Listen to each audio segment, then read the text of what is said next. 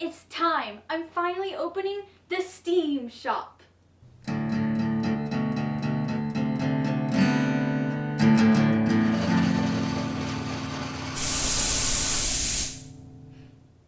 Welcome to the Steam shop, and I have some really cool things that I need to show you real quick.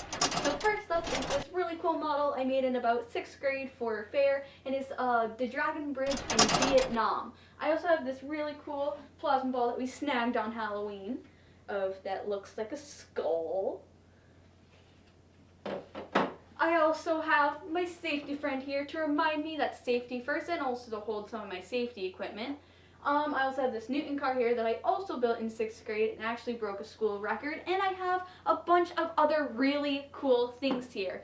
And some not so good things too. I mean, like, look at this color of the wall. I mean, why would you choose that?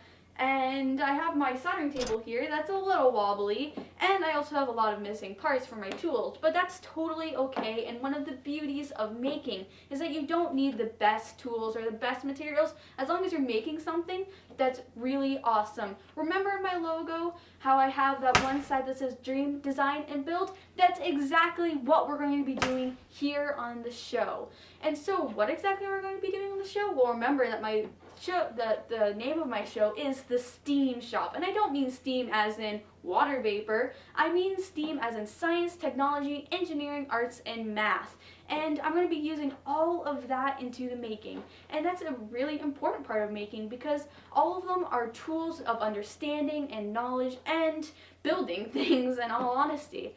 And so if you can have all of them apart and be doing just fine, but if you have them integrated together, you can make amazing and beautiful things. But now into the specifics of what I'm going to be doing here on the show.